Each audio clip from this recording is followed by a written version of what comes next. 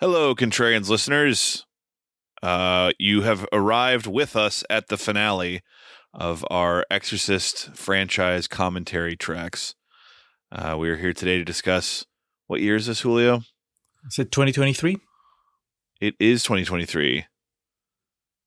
First I saw her exorcism, and now I'm a believer. Or something like that, like the monkeys once said.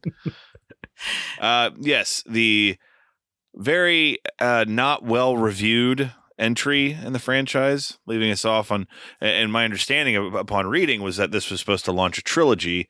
I think what Universal was trying to do was, that Halloween trilogy that McBride and David Gordon Green, the director, made them a lot of money. And I think they were trying to do that again. And this now made $130 million off a $30 million budget. So, nothing to shake a stick at, but it did not review well. And Julio I know he has seen this. I have not. I'm aware. I've done my research and I've read up on everything. Nothing's going to surprise me in this. And it doesn't sound like this is going to be a particularly good time. You ruin every plot twist. It's okay. You'll be okay. It's not as bad as Heretic, is it? No, but I mean, you're setting the bar extremely low with that statement. Your hesitance on the response worried me there for a moment. I had to take a moment to just answer fairly, not like my gut reaction, which would be like, of course not. Oh, I see. Because it's been, I watched this movie when it first came out, so it's been 2 years. Maybe it's aged poorly, if that's possible. Actually, I don't know. I think that I haven't even. We'll do it while it's playing. But I'll look up the Rotten Tomatoes score because I don't even know what the consensus is. Like, I know it's rotten, but not sure what people were complaining about. Much to discuss, much to get to. Julio and I both rented this. It's discounted for $2.49 on Amazon currently. It's the bonus X-ray edition. Neither of us knows what the fuck that means, so I guess we'll find out together. But our runtime is 1 hour, 51 minutes, and 7 seconds. Julio, are you ready to press play? I am. This is a Contrarians deal. You get $1 off. All right. Well, let's do it in 3, 2, 1, play.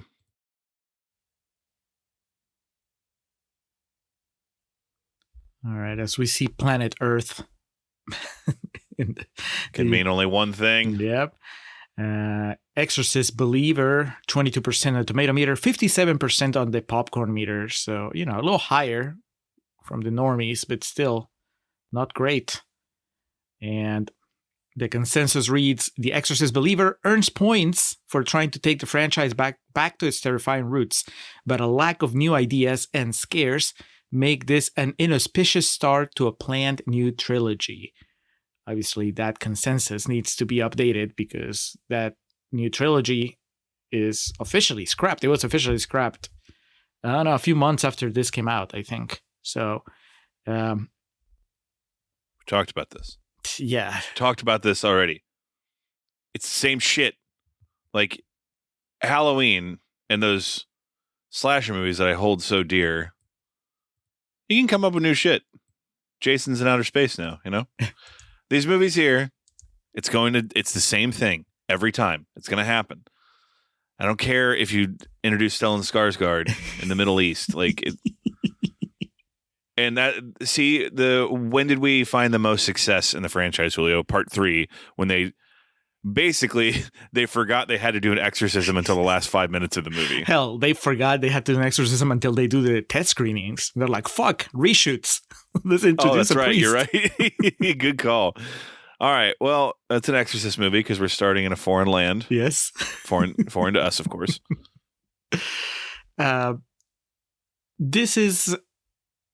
Here's the difference with Heretic. This has some real talent in a way behind the camera. I'm not to say, what was his name? John Borman, the guy behind the Heretic. He'd done Excalibur. We talked about it, but these are guys that are like hot. They just came back from a very, it may have been somewhat polarizing, but still, I think the consensus on that last Halloween trilogy was that it was a success, definitely money-wise, It's so it is not the craziest idea to tell them, hey, can you work your magic on The Mhm. Exorcist. Right? I mean, you hear that, Alex. In fact, I know that we brought it up when it was first announced, and I told you, and you kind of rolled your eyes, but also had to acknowledge that, well, they did it with Halloween, so maybe this will be worth it. Am I remembering right, or were you never a believer in Exorcist believer? No, you're right. I remember hearing about it and being like, but then the tandem that hadn't yet led me astray, I was like, all right, well, let's see what happens. But again, having read about this movie, the things that happen, the way it's executed, whatnot, it's, I don't know. It just seems so limiting. And especially, I mean, we've talked about this entire journey.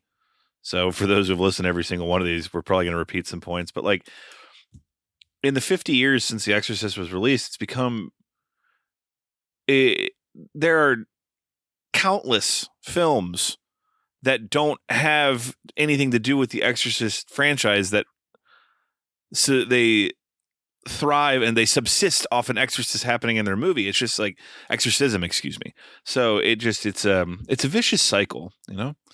Heavy lies the crown on one. Who's my man? Why am I blanking on his name right now? William Friedkin. Yeah.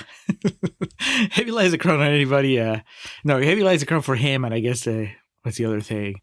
The shoes are extremely big to fill for like anybody that follows up. Looks good so far. This looks really nice. I was thrown off when the first time I watched it for the first 10 minutes or so, because I watched this in Peru, and I probably told this story in one of the after hours. I was visiting my family. Everybody went to bed. I wanted to go to the movies. This is what was playing. It was really late at night. So I bought my ticket, walked into the theater, sat down. The movie was just starting. And then everybody started speaking Spanish. And I was like, man, did I just buy tickets to the dub version? Because they will do that sometimes. And so I did, and I wasn't going to walk out. It was too late to like even change to different movies. So I just watched Exorcist Believer in Spanish, and that's how I experienced it. I don't think that watching it in English would have made it a better experience. But it can make a difference. That movie I did my QVR on yesterday, The Closet. When I found it on Tubi, it was a dubbed version. I was kind of like, and I didn't realize, or I didn't know until after the fact that you could have watched the original audio, which is rare for Tubi. They don't usually offer the two. But anyway, it can affect one's enjoyment, especially, you know, there's some legendarily bad dubs from, you know, English to another language, and also ones that, you know, there's been some Korean or Japanese films that I've watched that's the joke, right? Ha ha ha ha ha ha ha ha, like the really bad dubbing from the kung fu films of yesteryear. All right, so there's an earthquake going on. We're scattered onto the streets. Is it the devil doing it? I mean, we know the Pazuzu does earthquakes. He did it all over. Head rolls out. The last one we did, Dominion. Not the beginning. Dominion is the Rennie Harlan one, and no, Dominion is Paul Schrader. Yes, because the beginning. Okay, Dominion was what it was supposed to be. And then they brought in Rennie Harlan to do a bunch of other shit, and that's when the beginning. Yeah. God, all that story for just 2 shit movies, man. Earthquakes aren't a thing in Peru, are they? They're definitely more a thing there than they are here in Texas. And in fact, when Kelly found that out, my wife, she found that out a few years ago, and now she always brings it up about why I wouldn't tell her that everybody basically, if you live on the coast in Peru, which is where my family lives, you're in constant low-key alert for the next earthquake. And in fact, kind of like with California, where they're always waiting for the big one, that's a little bit in Peru, where they're telling you one day it's going to happen again, so be ready. And we're all used to it. I mean, I haven't lived there in 20 years, and I'm used to it. I don't think about it. You know, last couple of times we've been there were like a few tremors, and people in my family barely react, and Kelly would be like, "Did the ground just move?"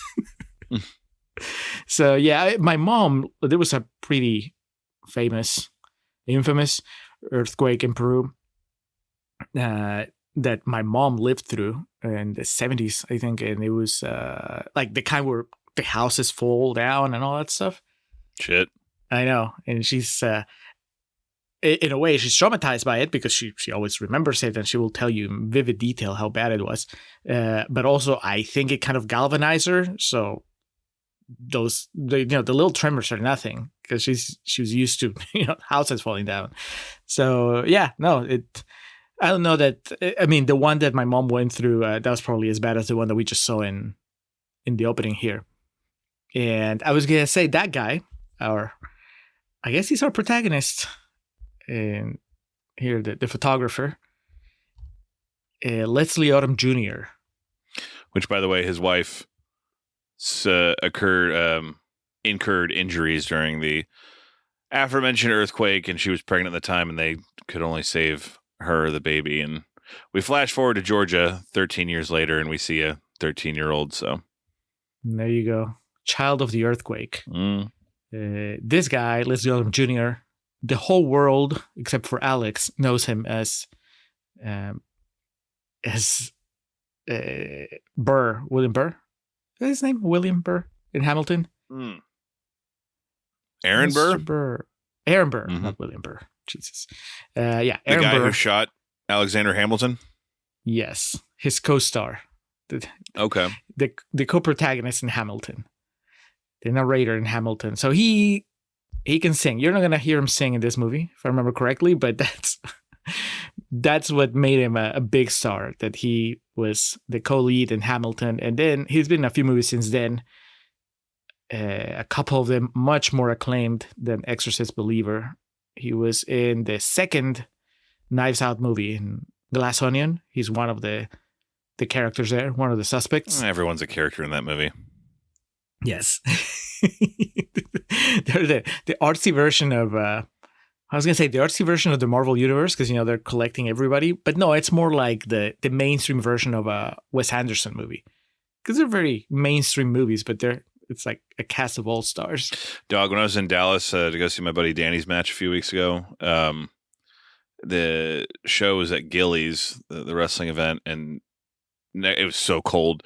Next to it was the downtown draft house for Dallas. Uh-huh. So I just went and had a few beers at the bar there and watched the fucking Josh Allen shit the bed yet again, lose to the Broncos. Anyway, I was walking around because, they have all those each of them have different collections of like posters and banners and stuff. They had the original theatrical poster for Bottle Rocket at that one. I was marking out. I was like, ooh. Yeah. And they also had a lobby banner for a movie called The Eye of the Devil, which was this Sharon Tate, Donald Pleasance horror movie from the 60s. It was so old that it had a different name on it. And at the big poster, it was the poster and it said, and introducing Sharon Tate. I was like, fantastic. Oh, nice. I don't want to miss this or walk past it too quickly, but a wild Ann Dowd just appeared on screen. Yes. I wonder if you'd clocked her. Yeah. Because we didn't even get a close-up or anything. She's just far away waving hi from her house. Oh, careful. A little bit of lore of this movie, Julio. Definitely didn't help its box office return. It was supposed to come out on October 13th of 2023. They had to bump it up a week early on October 6th to avoid competition that would be brought by Taylor Swift, the Eras Tour. Hey, I don't think that there's anything to be ashamed about. No. If you just get out of the way when Taylor Swift is coming. Yeah, it dropped off significantly the second week when that came out. Yeah. Just got to get out of the way, man. Yeah. I'm pretty sure we already knew that back in 2023. We definitely know it now in 2026. So when the next Exorcist movie comes out, they'll know that was the right move. This seems like hell to me. This parade of cars of dropping kids off at school. Like, I'm sure there's someone listening to this right now that does this every weekday, but like, And you just reminded them. Is They it- finally managed. they're sitting down, they've poured themselves a nice, neat cocktail, but just the bumper to bumper, the rent-a-cops being like, can't park here, can't park here. Yeah. Yeah. Why do I feel like I've lived through that?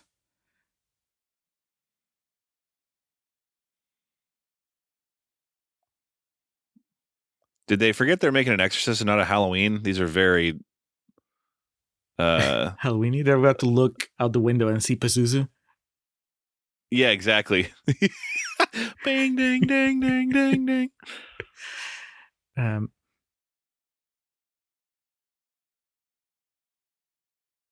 But I have that feeling, Alex, of what you just say. If we just drive really slowly, merge into like that lane, and then maybe it's just been next to people that were doing it, maybe for some reason.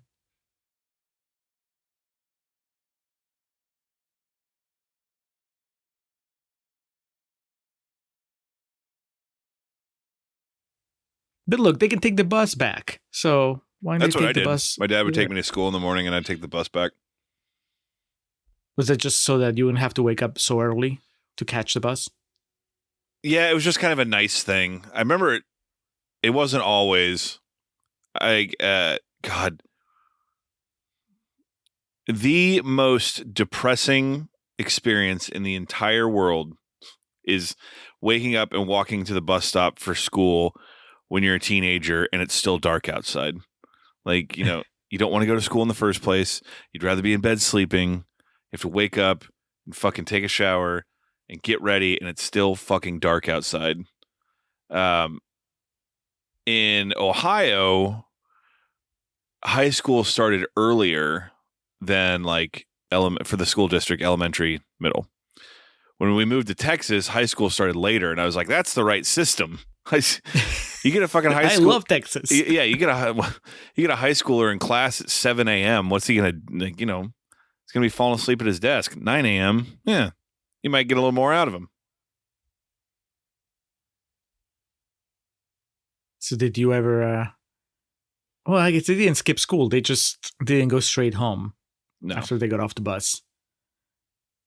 So did you ever take the bus home, but then go off on an adventure instead of going home? to awaken the devil. No. I don't. Yeah. Tension is building here. Very white people shit there. Those people not controlling their child in public. Exercise that kid. I mean, look, we're 15 minutes into the movie, and it's about to get... Yeah, it's already moving along. We're 15 minutes in, yeah. and they're attempting to perform a seance to wake or communicate with her mother.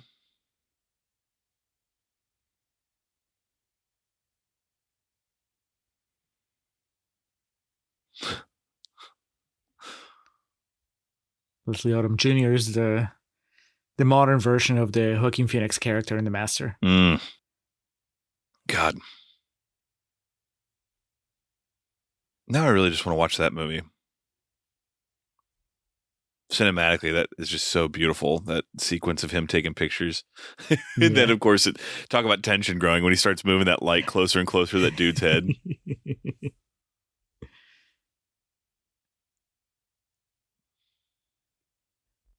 So he just now realized that his daughter's not home. Well, I think they do the thing of, she goes out with friends and he told her that he wanted her home tonight so they could have dinner together. And now he's all alone, which is sad. Oh, he was not at home when he was looking at those pictures. I guess he was at his studio.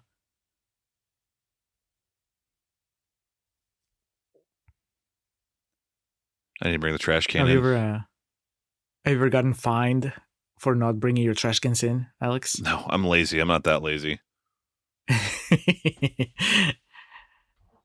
We got a strongly worded letter once. And I was like, all right, say no more.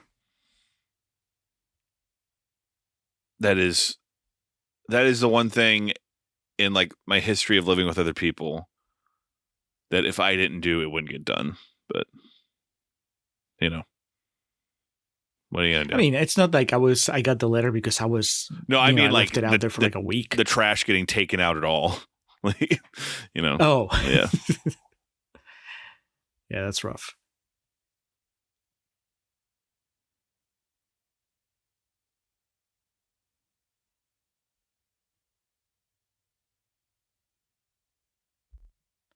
Our boy Uh-oh. Leslie Odom Jr. was also in One Night in Miami.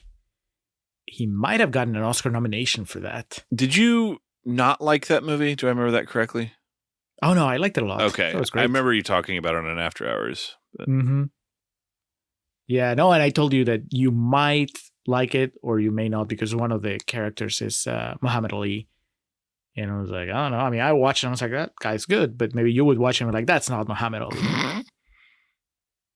That's not Will Smith. The kids are a missing. So is this not Kate Hudson? It's a pretty good call. Now 2-time Academy Award nominee. Yes.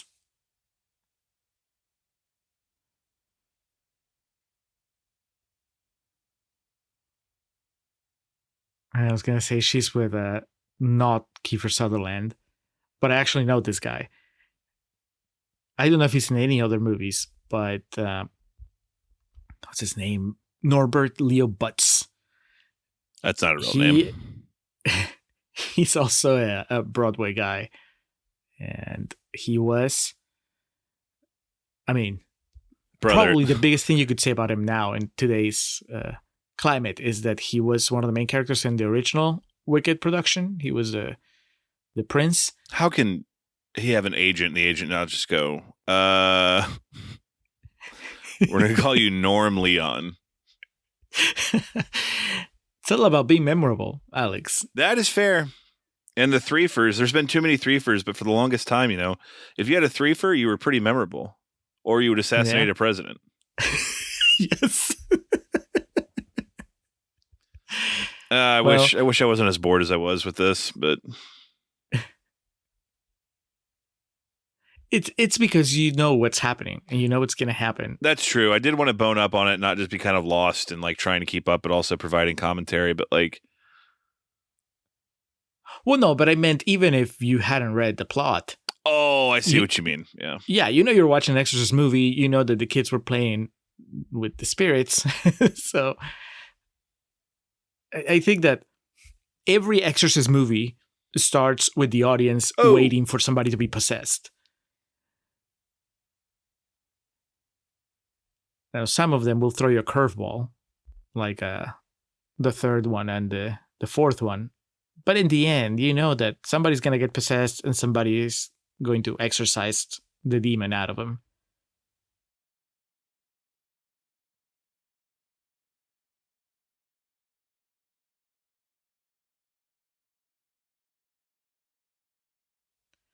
Classic horror trope. The shoe. The lone shoe.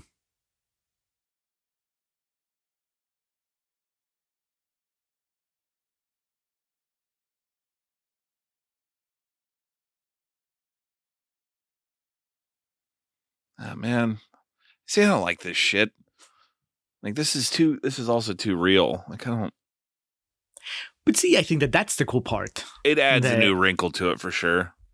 Yeah. My feeling watching it the first time, before it goes off the rails, was like, all right, you know, there's a little bit like the first movie where before they realize that it's something supernatural, they're going to go through all the real world avenues to solve the problem. So it makes sense, right? If your kid is missing, you know, they build up the problem as in like, oh, they might have been abducted. You know, what happened to them? And, you know, minor spoiler, Alex, I mean, those kids are going to turn up. So, of course, when they turn up, they don't approach the rescue as in like, oh, are they possessed now? But instead it's like, oh, what happened when they were missing and so on. So I think it grounds the story in a way that something like the second one or the fourth one, you know, doesn't have.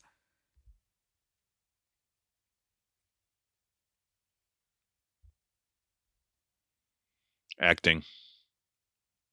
Yeah. Norbert Leo Butz trying really hard to make the transition to movies.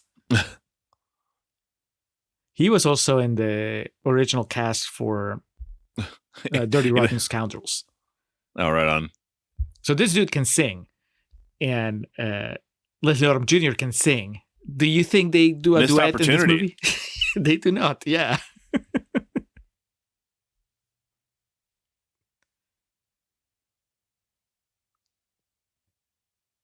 I would just worship at the altar of David Gordon Green if this had been an Exorcist musical that was not advertised as an Exorcist musical.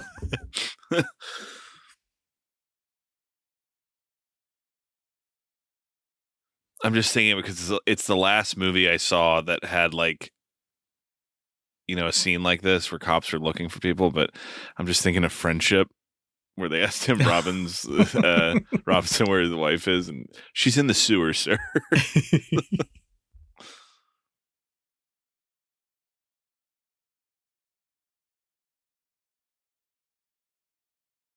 Over the past month or so, people have been posting their top 10s of 2025.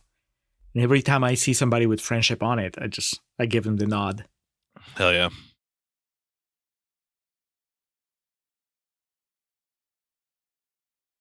Man, I'm making jokes about Norbert Leo Butz's filmography, but apparently he was in Dan in Real Life, Alex. That's one of your movies. Oh, well, hold on. I did love that movie. It's one of those we've talked about those movies you're afraid to revisit. Yeah. Because, oh my God, I forgot that Ruthie Pig-Faced Draper in that movie is played by Emily Blunt. That's the whole joke, is they talk about this girl that wasn't attractive in high school and she shows up for a blind date with Steve Carell and it's fucking Emily Blunt.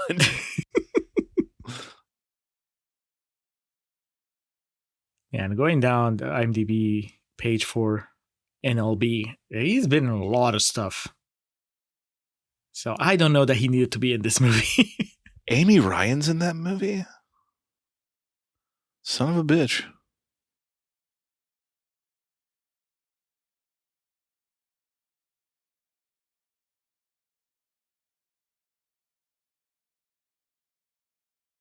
Man, got distracted with IMDb. I don't know where we are now. Who is this guy?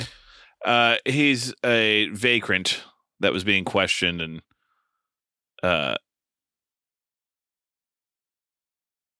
So he Leslie followed. Odom Jr. has taken things into his own hands. He's conducting right. his own investigation. Oh, man.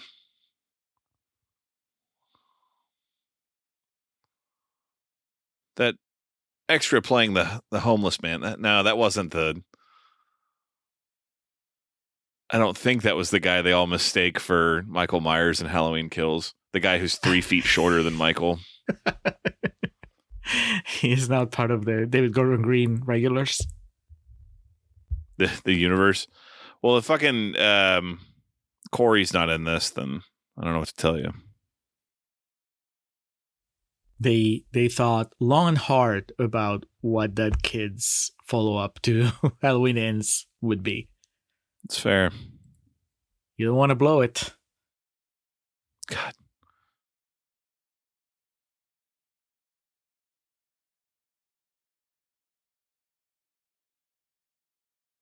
The problem is that we all know we're watching an Exorcist movie, but Leslie Odom Jr. doesn't know that he is in an Exorcist movie. So we're just waiting for him to catch up.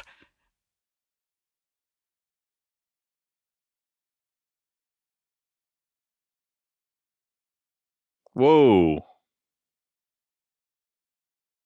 That guy looks familiar.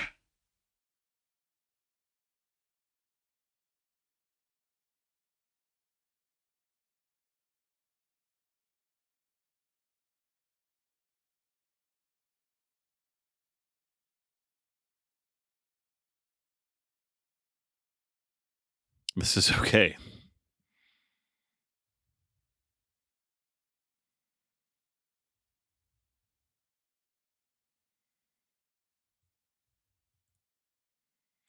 Yeah, I don't know if I could keep my cool in a situation like that. They must be really good friends. Yeah. Danny McCarthy is that gentleman's name. Not Drew Carey. No, not Drew Carey. No, not WWE Hall of Famer Drew Carey. Doesn't look like he's been anything I've seen. Oh, he's in The Drop. I don't remember him at all in that movie, but I do like that movie. He's in Fred Claus. Okay, well now we're getting somewhere. He's in Fred Claus. He was in Stranger Than Fiction, which is a great film.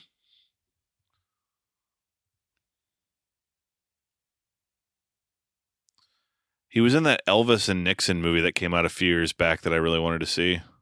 Just never got around to it. Oh, it's on Amazon for free. No excuse. Yeah. Okay, so I guess Ron Campbell, your boy. That's why I didn't see it. I forgot it's a Christopher Plummer vehicle, so. Oh, that's why. Yeah. He was in 31 episodes of The Hardy Boys. Oh, but that started before he did Halloween Ends, so he was already kind of part of that. Who was that? I'm sorry? Ron Campbell. Oh, okay. Yeah, and he was in the remake of Silent Night, Deadly Night, which independent wrestling standout Shotzi Blackheart recently endorsed to me. She told me I needed to see it. He was in 3 movies in 2025, Alex. That one, he was in a movie called Violence, where he played Henry Violence. No, God bless. And then he was in The Monkey, which I remember seeing the trailer for. I didn't recognize him. Maybe he plays a monkey. So he already did it. He already did the follow-up to Halloween Ends. He plays Henry Monkey. Should have played Henry Halloween in Halloween Ends.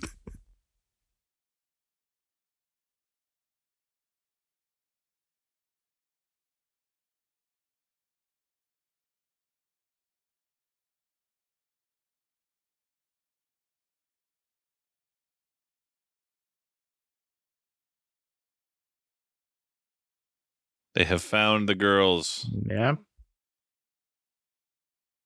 They don't know where they are, so.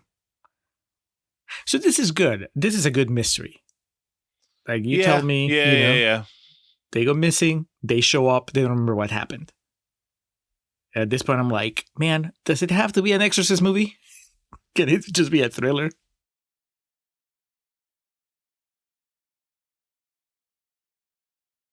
Yeah, good call also, as far as like, I mean, the audience knows what's going to happen already, but as far as the characters in it, the misdirection of the last thing they're going to be thinking about is, are they possessed? Right.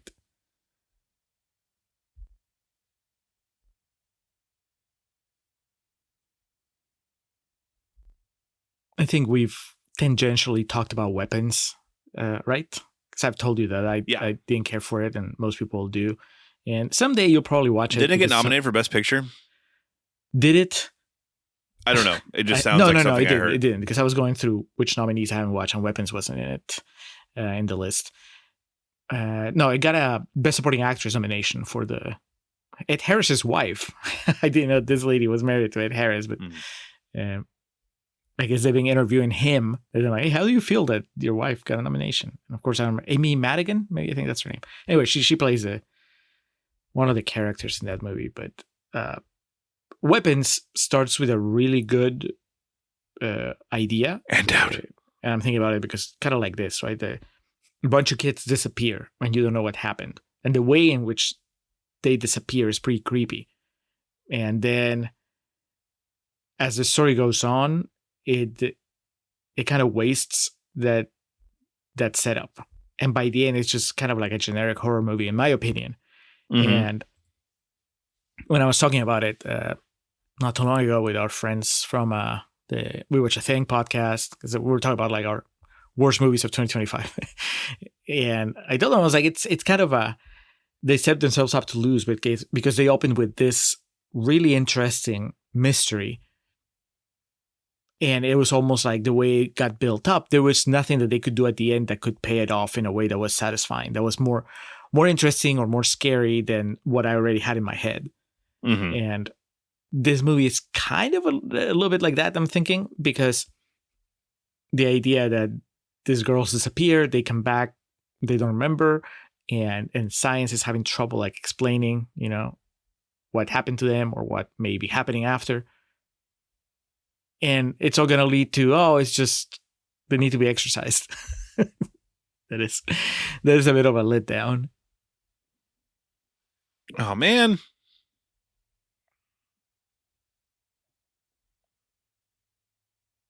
Brother, you can easily just explain that they perform this procedure in 2 lines of dialogue.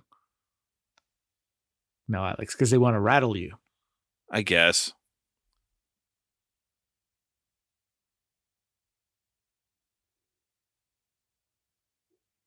It's not that kind of movie, dude. Like, there are really intense dramas where you can pull something like that off, and it's just, ooh, that was an ominous look, excuse me.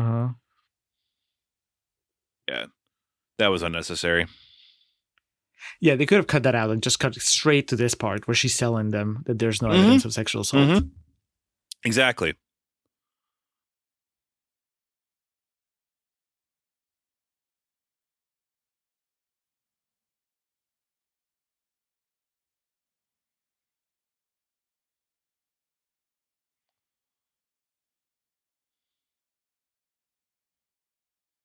Oh.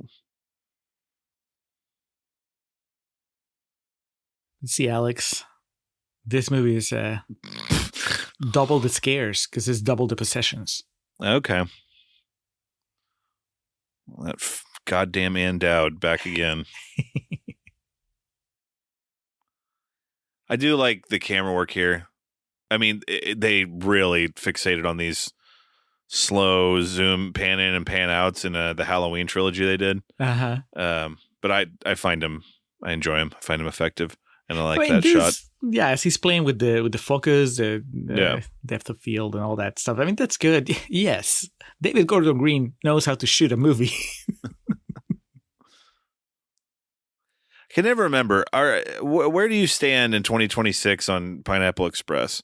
If I remember correctly, your story was you really enjoyed it the first time you watched it with like a group, and then you watched it again and didn't, or is it the reverse? The reverse.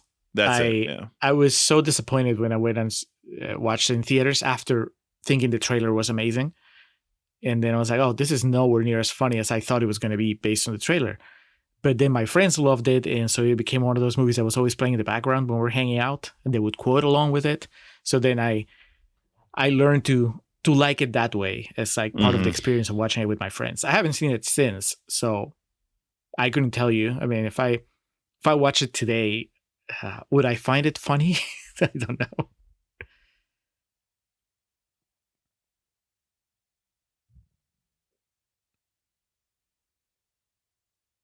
I don't remember many of the lines there, but big sexy with glasses was one of those things that we would just say to each other a lot. Big sexy with glasses. Eddie and I at the theater, it was just, you had to know what the other one was referencing, but it was always in the James Franco inflection. Wait, what do you mean? Because there's that part where the car's dead. What do you mean it's dead? I never say it to anyone because more than likely they wouldn't know what I'm quoting and they would just look at me weird. But what is that line that the kid tells Seth Rogen? It's like, I'm ready to suck today's dick. Yeah. And Joe Latruglio is the teacher at the beginning. I just always remember Seth Rogen tells him, why don't you go fuck yourself, you little weirdo? He says something like that. And Joe Latruglio goes, can't talk to me that way. I'm a teacher, all right? Seth Rogen on the payphone. This I know I've referenced at some point in our podcasting journey where he goes, oh no, I made a big mistake.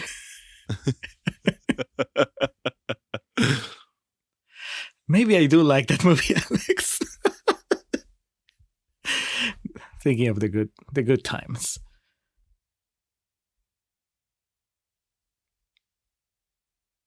This little white girl's doing a good job of looking possessed. Oh, I don't know about that.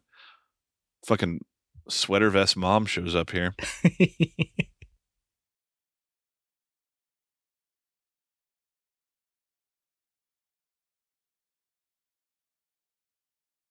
Snuggle him. Sick.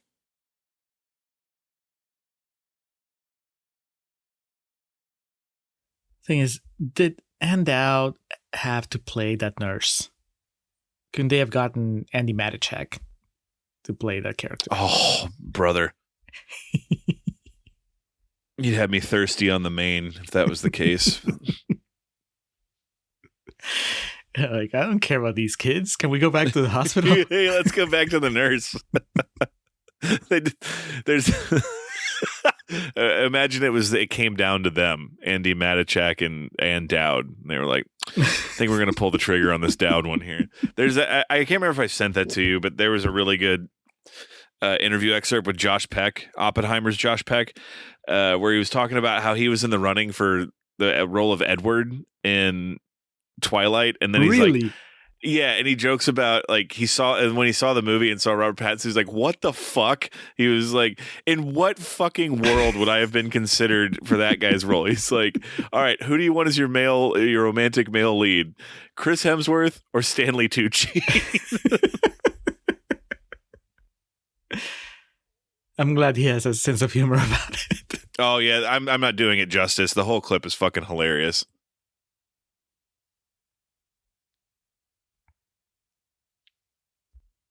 So Leslie Odom Jr. here, he's at a disadvantage because he's a single parent. Are you a brush guy, or do you have an electronic toothbrush? Do you go old school, or you use the electric toothbrush? No, we have we are a household of electronic toothbrushes, but we don't take them with us whenever we travel. So every time we go to Peru, we just have like our disposable ones. I didn't used to, but just I think every dentist I've been to recommends it here in the States. And so like, all right, if they say it's okay. And then of course, I don't know how many people go through this, but seems like a lot of people would. When I first started using one, I got a little too overzealous with it and I fucked up part of my gum. So yeah, those of you out there who are contemplating the transition to an electric toothbrush, go easy on them. They do a lot of work just without you pushing against the gum. Yeah. If I remember correctly, the reason I haven't been to a dentist in a while because my teeth haven't been giving me problems, but I remember that was kind of the reason was I was too aggressive with just the manual brush. He's like, all right, just take it easy. Just let this thing work its magic. It's not a fight. Yeah. It's a seduction. You have to seduce your teeth. I don't win brushing my teeth until I'm bleeding, man. I'm telling you. Now looking up Andy Matichak and seeing what she's doing. She hasn't made a movie since Halloween Ends. She probably doesn't need to. She went to Broadway after that. It's like, done with film. I'm going to conquer the stage now. She has a movie that's in filming called Serena, in which she plays Serena. So we'll see. It's Serena Violence. Serena Monkey. But again, man, Jesus. I forgot how much money those Halloween movies made. This motherfucker's made $500 million, that trilogy. God bless. It's weird that it's not weird. But if you are David Gordon Green and Kenny Powers. Yeah, and Kenny Powers. I guess I don't know. Have you seen any of the lore as far as like how they landed this gig? Was it that The Exorcist was their dream project and they're like, all right, now that we prove what we can do with Halloween, can we please have a shot at revitalizing the Exorcist franchise? Or is it the other way around, that they were so successful with Halloween that then the studio approached them and were like, hey, would you like to do it with The Exorcist? And they maybe felt weird about saying no? I guess I don't know about that. Let me see here. I know it had a similar release pattern in that it went to Peacock pretty quickly. Yeah, just a quick search here on the Wikipedia page. It doesn't look like it was directly Halloween related, but yeah, you would almost have to assume, it's fucking Universal. It's the same pair. It's a famous horror franchise. Looks like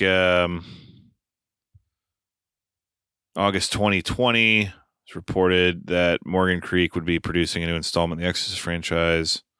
December 2020 is when they started negotiations with David Gordon Green. Oh, shit. Man.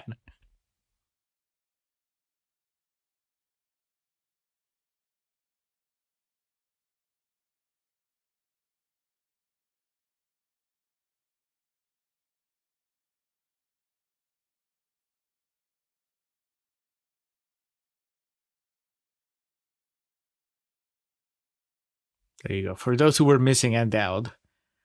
Yeah, back in the fold. Yeah, this was meant to be the first in a trilogy. There she is. And it was to be a direct sequel to The Exorcist, not acknowledging the events of the other 4 films in the franchise. So, right in line with their Halloween journey. Wait, 4 films? 3? Or I guess they're counting both of the prequels. I guess so. Yeah. Yeah. Like, nope, we're not doing Schrader. We're not doing Harlan.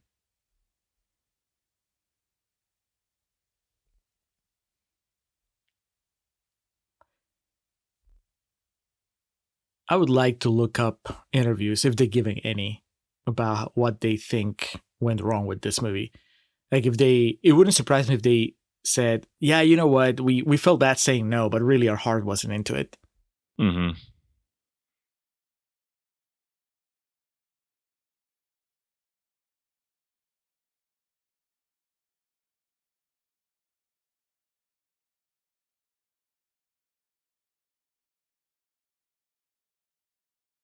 Ugh. Oh. She's starting to deteriorate.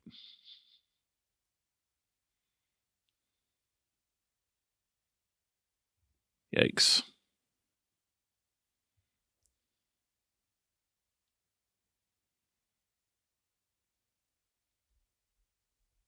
And Dowd's about to say, well, it wasn't this movie called Hereditary.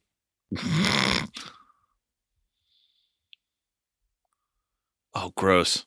Just picking at her head. While in church.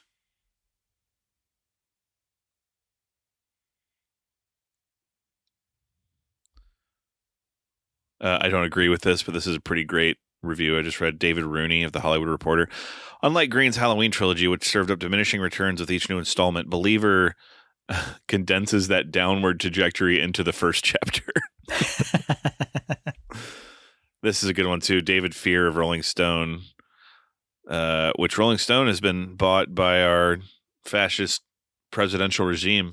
They're now posting out like manufactured headlines and stuff. So sad times. But anyway, David Fear of Rolling Stone said, there are moments in this borderline incoherent mess of a movie in which fans may be convinced that its sole purpose is to try making the original follow-up, 1977's legendarily god-awful Exorcist II: The Heretic, look positively genius by comparison. That was my take on no, it's not that bad. I can tell you that already. Yeah. Because not once have you and I just been like, why? You know, this.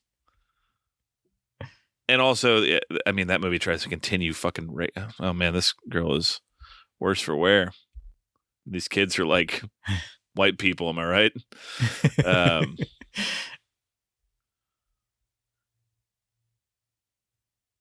Man, I do not remember the last time I did communion. It probably has. It has to have been 10 years now. Do you remember the first time you did communion? Oh yeah. That's back when my parents, and I don't know, of the things I can bitch about my parents about it, they're raising a child in religion, like with religious intent, has to be so difficult to balance. But anyway, church was a much bigger deal when I was a kid for my family than it became pretty much when my sister and I got to high school. But I do remember, like, we went away for like a weekend, me and my first communion troop. Yeah, I know. I was like maybe 12 or something. So get to drink wine, man. You know, that's the whole idea. But we didn't do the wine. We just did the body of Christ, the little wafer. Oh, pussy. The wafer was always so stale. I'm like, yeah, it was. That was gonna. Hey, is that guy the guy doing the preaching? Is that our boy from Showgirls and Pain and Gain? No, right? No. Okay, got really excited for a moment. Yeah, I would call that out pretty quick. Unicorn sighting. That guy doesn't show up in many movies.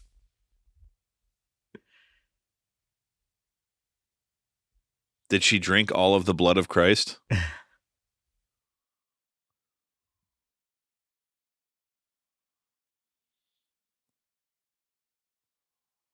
This was probably in the trailer. Her head's all carved up. Looks like fucking Bruiser Brody.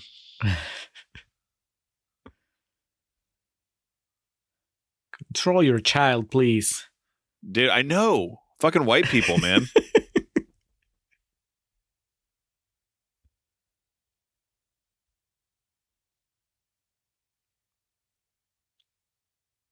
What? Just drag her out. She's caught up now, because I was going to say she is not as possessed as Leslie Odom Jr.'s daughter. But now she is.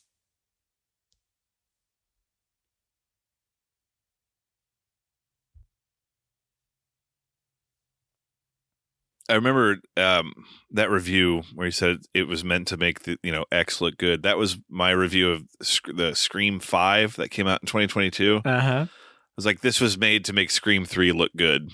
And they've made 2 other ones since then, I believe. Didn't just like a 7 come out recently? Oh, I thought we were waiting for 7 to come out. Oh, are we? We're Maybe still not, waiting to exhale. Okay. 5 was the last one I watched. And I was like, I don't care. That's my whole thing with Melissa Barrera of In the Heights fame. She's so bad in that movie that I just assumed she was like a Nepo baby or something. But she's quite wonderful in the Heights. Yes, she is.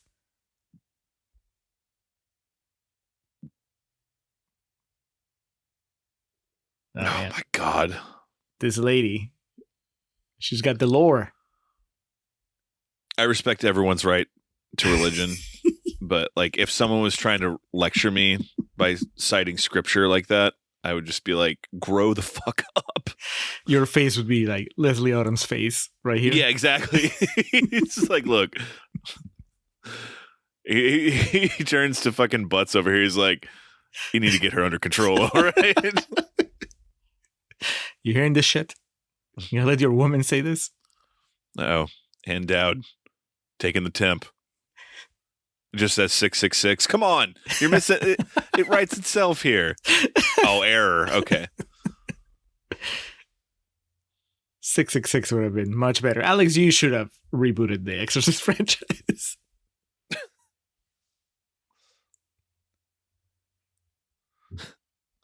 Dwayne as the Exorcist. Man, why not? He means business. That's right. He takes a cue from Russell Crowe, puts on an accent. The whole time you're going, what is he doing?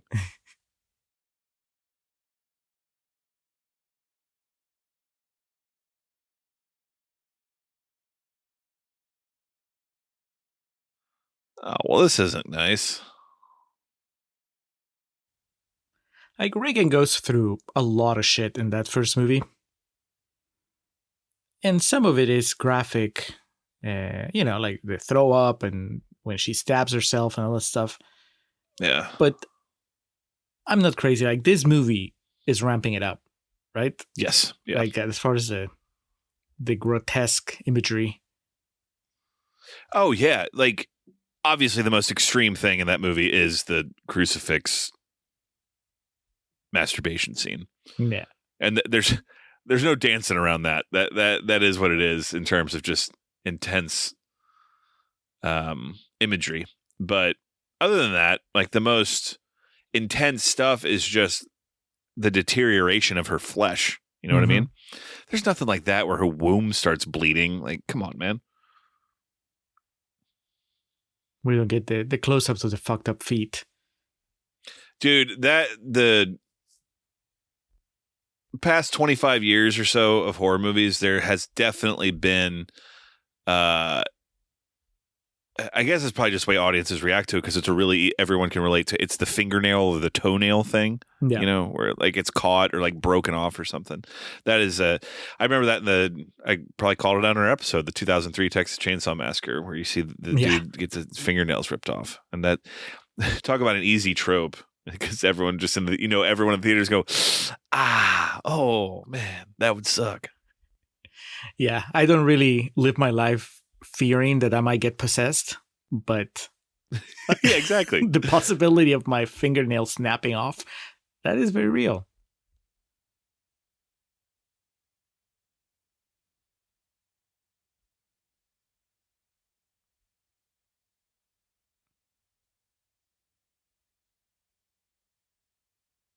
That's right, Leslie. You lay down your backstory.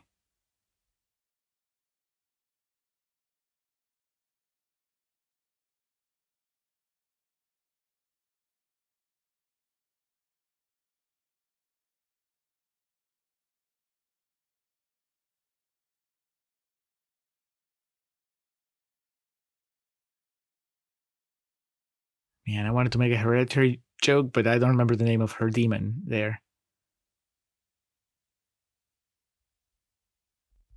Payman? Payman, yes. Yeah. Before you slam the door. Do you have a minute to hear about our Lord and Savior Payman?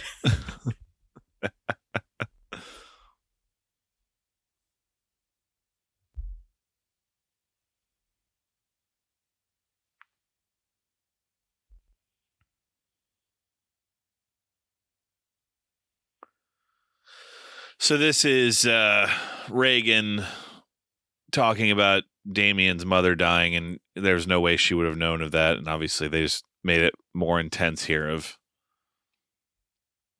her daughter. Yeah, called out Ann Dowd for getting an abortion. Yep.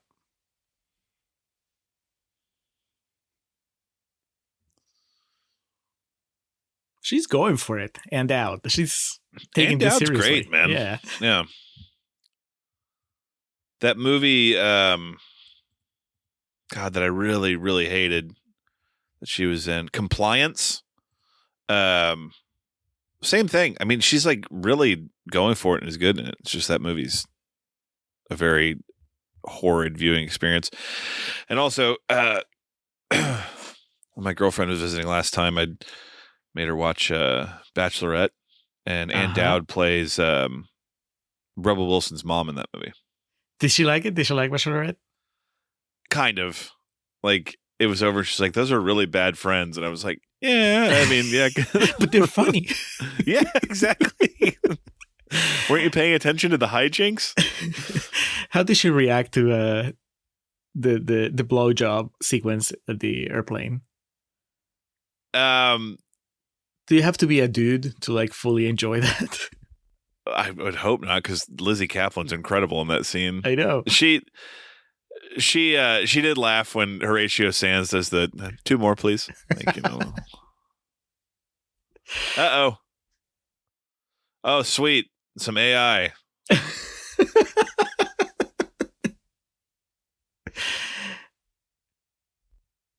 You can't tell because of the way it's framed, but she has 6 fingers in each hand there. Okay, so she turned Reagan's exorcism and her condition into a grift, but wasn't she a famous actress already? Yes. Turned educated. Okay. Oh, God. All right.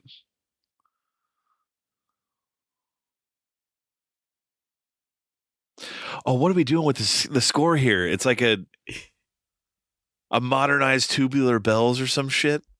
Yeah, there it is. Oh, shit.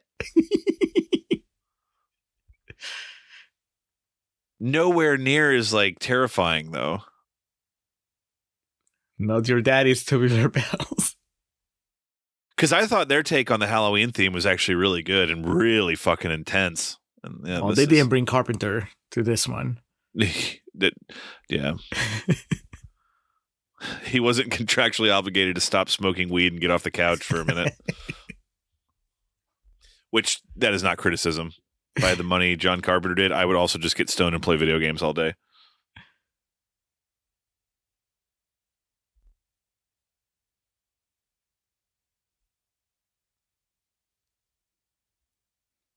So are you bummed to find out that that's what happened to the character of Chris O'Neill? Yeah, that's pretty lame. Oh, doggy. Oh, there she is. Yep. They always come back, Alex.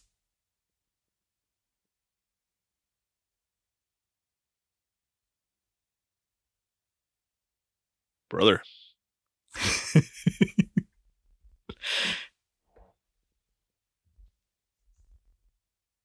Gonna party with Ellen Burstyn.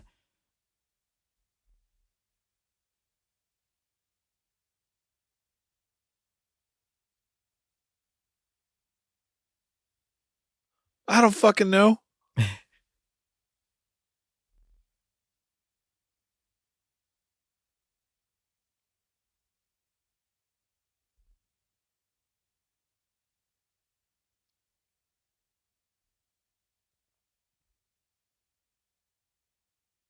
God.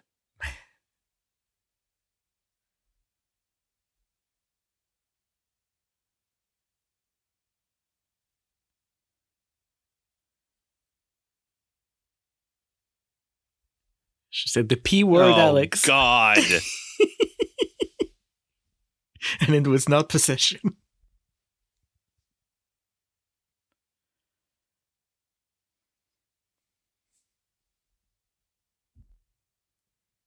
The woke mob turning the Exorcist franchise into a feminist. They conquered it.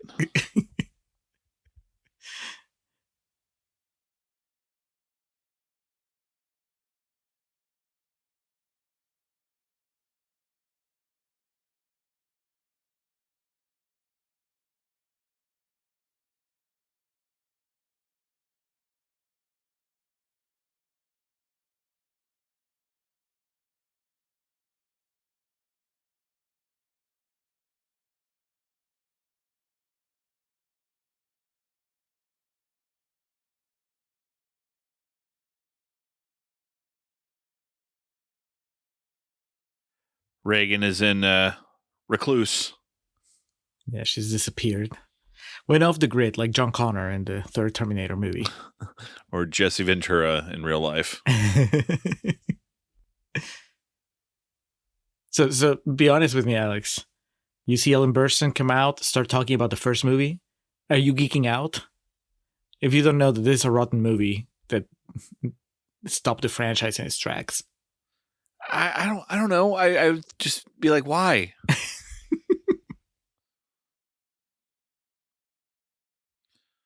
Like, it's gonna.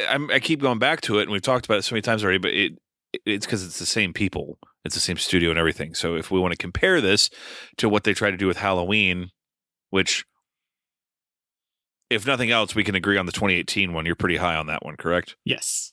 Yeah, and the whole thing is, we're bringing back Jamie Lee Curtis, but it's a pretty compelling story that she's been tormented her entire life by what happened in the original movie. This is just, all right, well, Ellen Burstyn lives on the fucking ocean and is rich, wrote a book about it, and all she lost was, her daughter. Okay. Good Lord. But yeah, they're bringing her in like she's Max von Sydow now. Like, yeah. For so many years, she managed to avoid being dragged into an Exorcist sequel. Yeah. So is this, from your vantage point, is this where it started to go off the rails? Because it's already like tonally really shifting for me.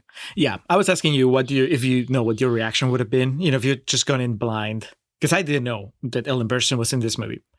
Mm-hmm. And when she showed up, that's the first time that I rolled my eyes. Before then, like I said, I was like, this is pretty standard for what I would expect of an Exorcist movie. But the actors are good, and the story is keeping me interested, even if it's nothing that I haven't seen before. But then she showed up, and I'm like, oh, this is kind of cringy.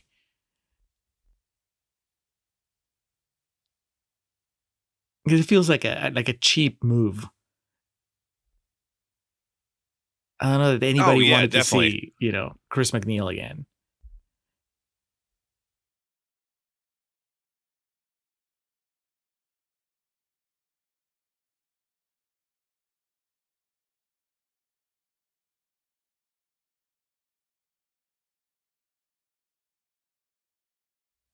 Oh man, what's Butts' sin? I don't remember. What's your sin? Do you have a bunch of like OnlyFans addiction subscriptions? Yeah. He never brings the trash cans in.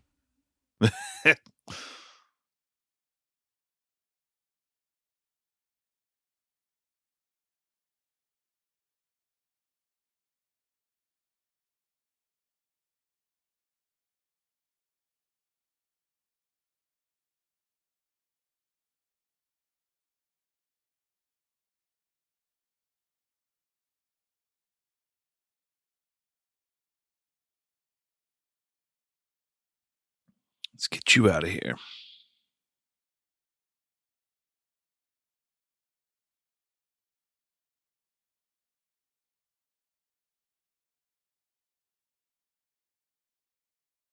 Okay, so is it supposed to be Pazuzu? I guess based on her dialogue here, it is, right?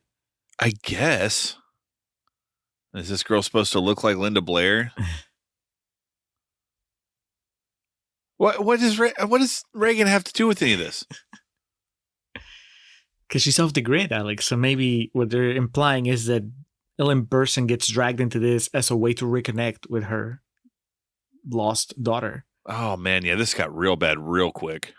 It wasn't great, but yeah, this gets.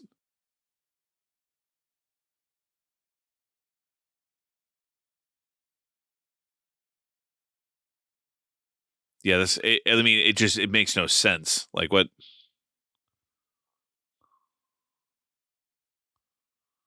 Oh yeah, she's.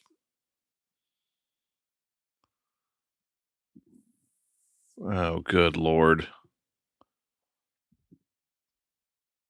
She's not an exorcist. Why is she doing this? Yeah, this is.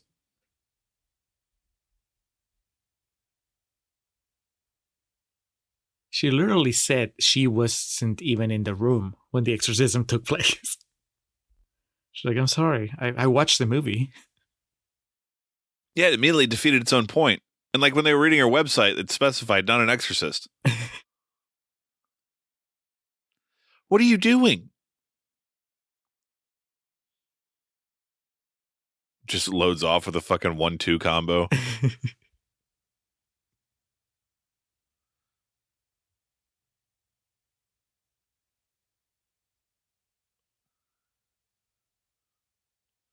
Oh.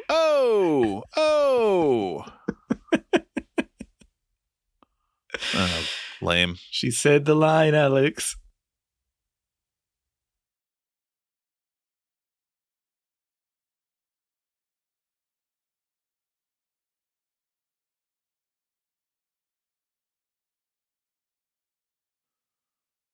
Oh, Jesus.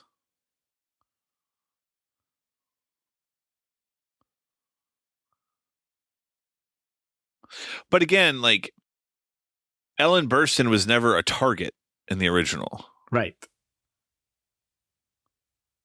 And Reagan wasn't necessarily a target. She was a happened vessel. to be. Yeah, she was a portal to the outside world. And that was the whole point of Demi having been inviting it to take over him. Oh, man. Jesus. So you kind of get the feeling that the only reason Ellen Burstyn is brought in here is so we can take the threat seriously when I guess, yeah. They defeat her soundly. Well, another big part of this is also like who was going to go to the movie theater in 2023 that was in the movie theater in 1973 to watch this? I guess maybe for the novelty of the 50th anniversary or whatnot, but like how many high school couples went to this and were like, who the fuck's this old woman? Hey, that's the old chainsaw. That old reliable over there. Because that's the whole point with like the Halloween franchise. Any callback to make me and fucking Ben go, is fine, but still, Michael Myers is an institution of pop culture. So There were probably fucking 15-year-olds that went to those movies in the theater and just like, oh, whatever, sure. This is just this movie asks a lot. So one, it asks a lot of its audience, and then two, if the audience knows, it betrays their audience.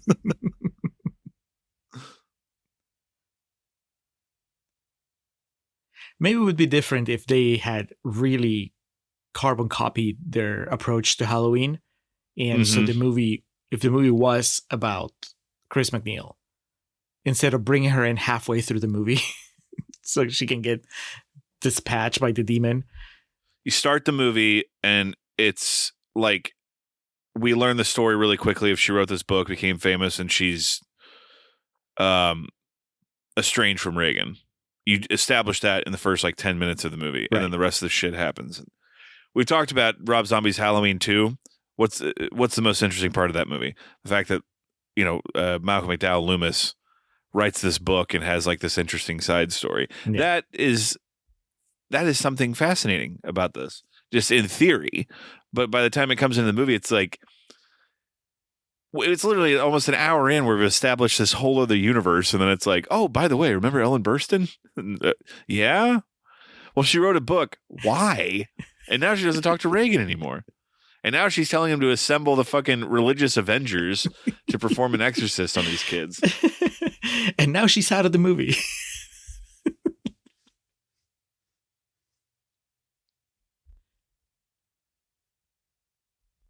Did you know that she was going to lose her eyes? No.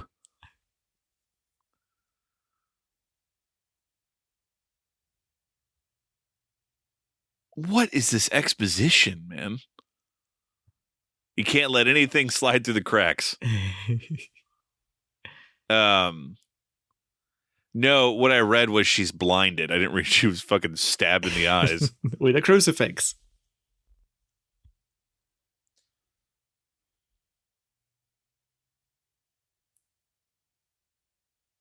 Oh, look, that was a setup. Now it's paying off. Not Drew Carey is going to bring his friends.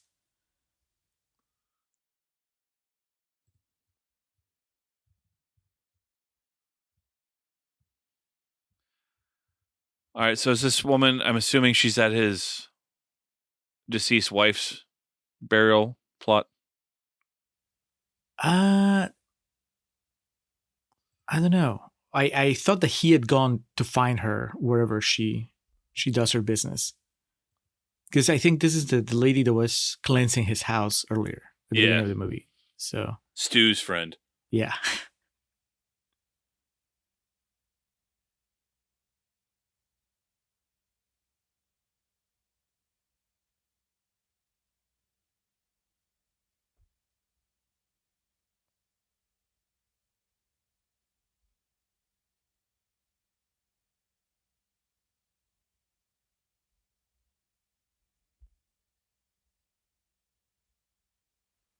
Which way you headed? Yeah, they're about to go against science. So she said that she used to be an oncologist.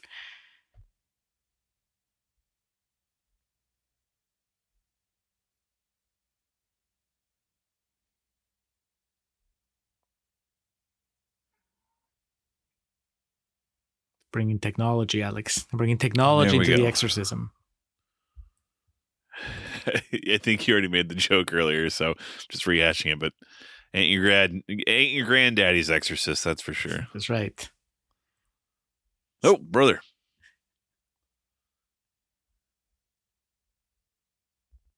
It's not just one girl possessed, it's two girls possessed. It's not just one exorcist. It's like a whole team of exorcists with machines.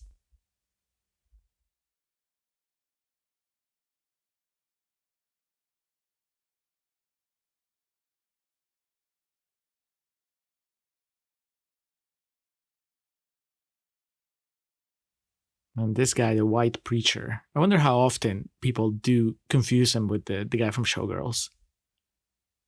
They go up to him and like, hey, I think you need to look that dude up again. I think you're I mean, to be fair, all white dudes look the same, but yeah. It's been so long since Showgirls, though. I don't think anybody could be blamed for thinking, hey, that guy kind of looks like him. Fair.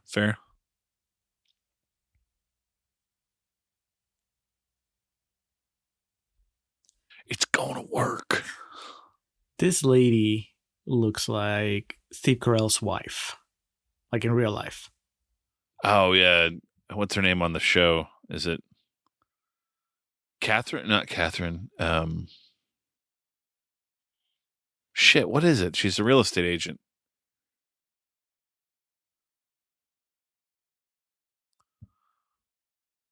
Do they date? Carol. They Carol's do, on right? the... Yeah. It just doesn't work out. Because he photoshops his head under her ex-husband's with their family picture.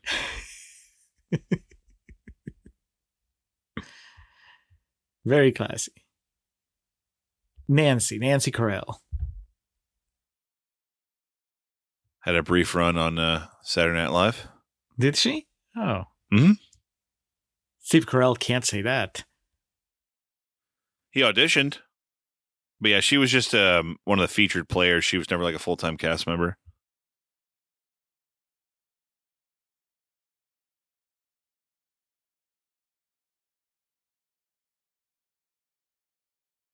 He can't do it. He showed up in his nice sweater and everything.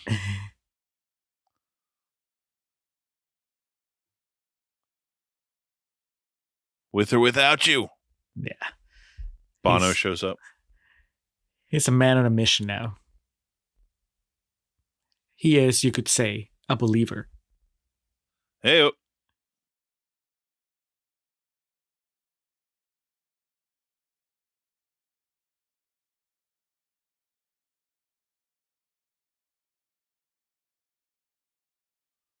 Don't stop believing. Say it. I expect it to be returned in the exact same condition.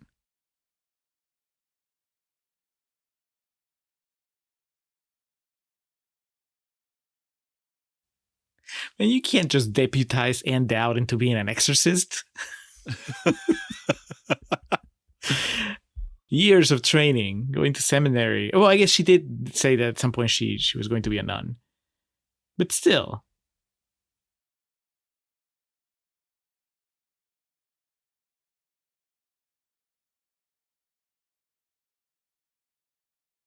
Oh, this is like Into the Spider-Verse.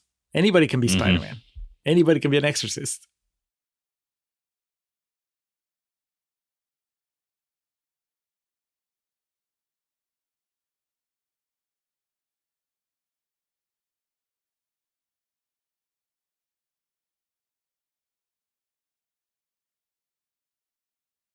Uh-oh. The adults are arguing.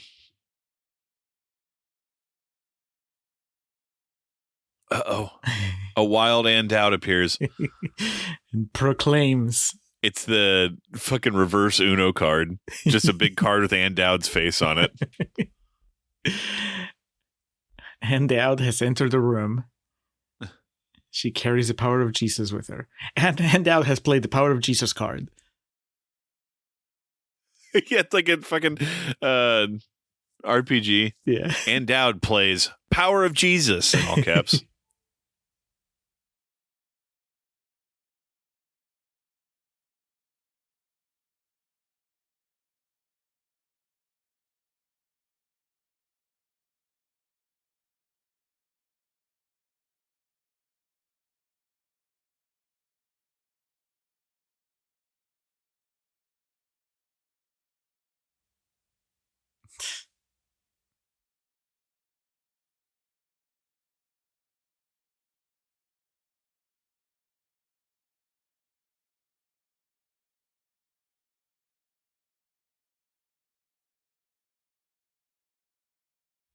Uh-oh.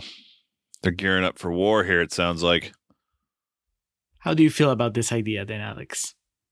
Because I guess it's a departure from previous Exorcist entries where you would need a bona fide priest to perform the exorcism. But here, the twist in this movie is that you grab a bunch of randos and tell them, if you'll believe, then you'll make it happen. Do you think that it cheapens the idea of the exorcist and the exorcism? Or is it kind of cool cheapens the namesake of the movie? Yes. So you don't like the idea that really one of the most iconic movie posters in the history of the medium is because The Exorcist arrives.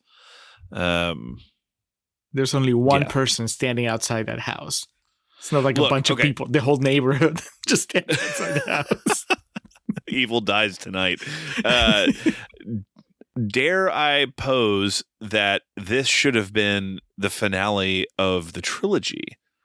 Is that in the first movie, they find an exorcist. Doesn't work. Second movie, doesn't work. Third movie, with our powers combined, we are Captain Exorcist, you know? There you go. So poor Ellen Burstyn had to lose her fucking eyes for no reason. Would you feel better if she lost her eyes in the third movie? I don't know about feel better, but like it would have felt more warranted. You know, you can't call it stunt casting because Ellen Burstyn was in the original, but you know what I mean? It just feels so fucking gimmicky. I think you can call it stunt casting. It is still a stunt. Fair.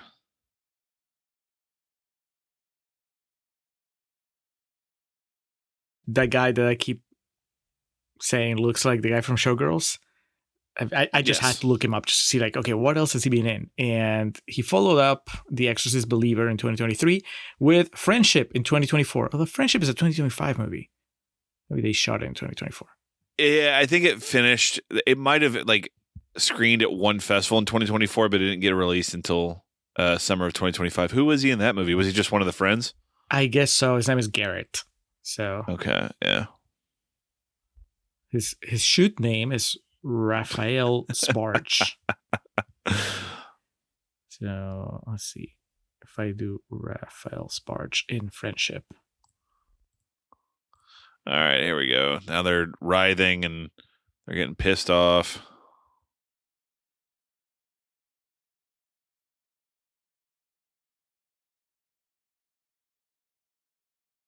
Yeah, he was one of the friends.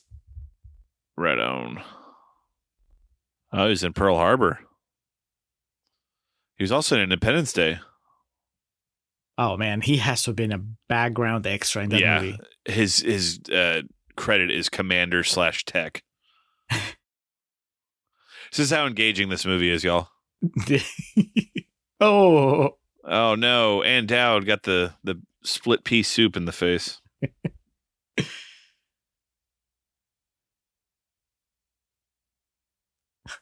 Can you imagine? You get these pages, the script, and you know the entire time Max von Sydow's performance is just looming over you. Mm-hmm. You've lost before you've entered the ring. Like fighting Mike Tyson in 1991, you know? Or let's say 1990, because 91 is when Buster Douglas knocked him out. You just show up because you said yes, but you know it's not going to happen. Wait, was Buster Douglas 91 or 90? I'm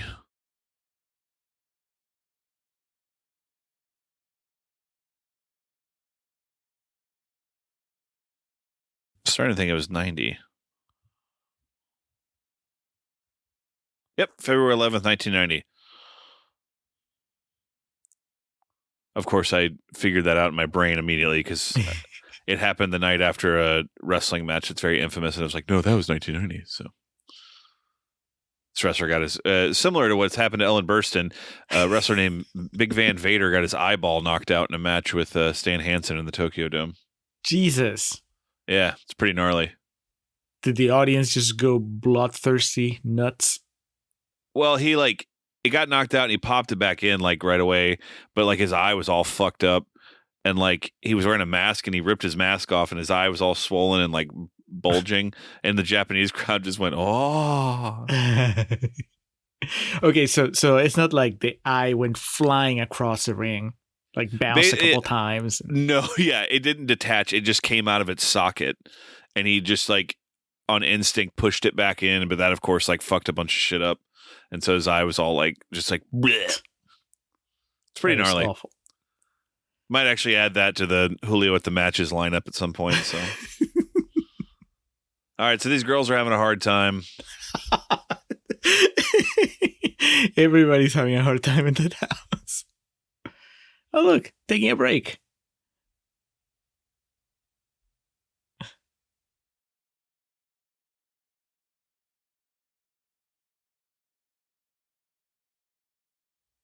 I mean, by now, okay, I've lost all interest. Yeah, like, everything that I found interesting in the movie has disappeared. I am 1,000% checked out, especially because they're doing the Lost Boys thing with the bathtub there, and I know they're not going to pull a Lost Boys where they throw one of those girls in there and then they melt to death. So, here we go. All right, I might be back in it now for pouring some booze.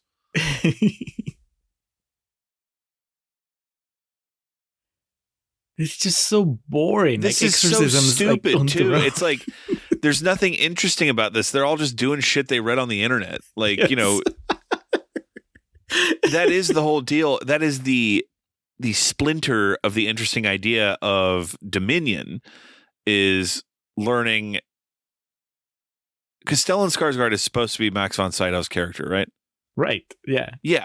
So we learn how he learned. And like, that's interesting. But these guys are just like fucking chat GBTing how to perform an exorcism. And they're just like, you know, giving it a shot. There's just nothing interesting about this. And they've already completely abandoned the whole idea that like somehow this is tied to Reagan. And there's a fucking really bad CG throwing up an organ. Like, yeah. I mean, if I could find the positives, they're probably pretty cool for these two little girls. They're probably 13 or whatever, and they get to get all this makeup and these contacts and stuff and take selfies for their Instagram pages. Yeah. So. But then they tell all their friends that, oh, yeah, we're going to make 2 more. Oh, yeah. Then they have to go back to school, you know, the weekend after the Taylor Swift movie came out. Hey, how's second place feeling? They walk into they open their lockers and it's just wallpaper with screenshots from the Rotten Tomatoes page. Oh.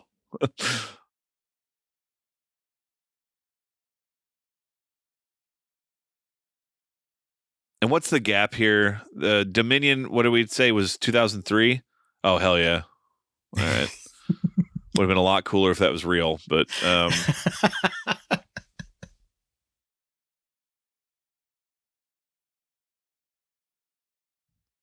okay, Dominion was 05.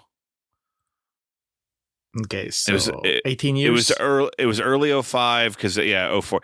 What I'm just trying to say is, like, think about in that time between 05 to 2023, how many fucking Paranormal Activity movies, The Exorcism of Emily Rose, and the fucking all these like horror movies that deal with these like supernatural elements came out. And yeah, if you're just a regular moviegoer, you have no tied up interest in the Exorcist franchise, and you go watch this is offering literally nothing new to you. It's interesting what and I hope and I pray that somehow this reached like an audience of people who like live and die by this movie so they can tell us we're wrong and defend it, because I want to hear it. I want to hear it. Yeah, the person that is a true contrarian. Yes, because I am that for Halloween Kills and Ends. Ends, definitely so. So, you know, there are people out there. I know it to be true. Yeah, the one that tells you that this one finally fulfills the promise that the first Exorcist movie made. Prophecy fulfilled. Yeah. Oh, calling out the priest that was sitting it out. This guy is Ed Harris in Apollo 13. It's like, I'm going to watch from a distance.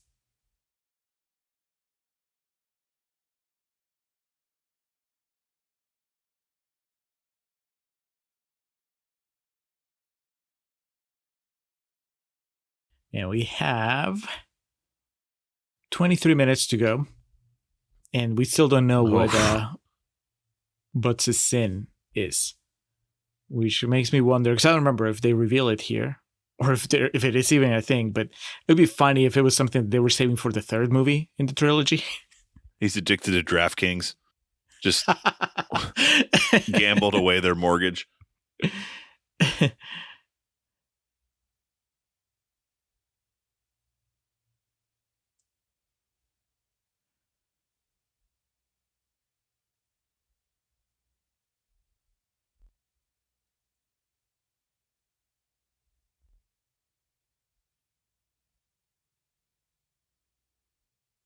This is a plot point in the pilot, the first episode of House of the Dragon, the Game of Thrones prequel, where the king's wife is pregnant and she goes into labor, and they've been trying to have kids for a while and it's not happening. So, they don't have heirs, and yeah, it gets really bad. And then the king has to make the decision of,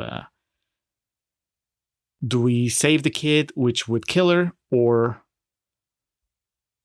do we maybe let her live, kill the kid, and there's a chance that she may live? And I think obviously I know because of how the story goes, he chooses keeping the kid alive. Mm-hmm. And that was, that's a big, powerful moment. This thing with with Leslie Odom Jr. here, not so much, because it's wrapped by this bullshit exorcism.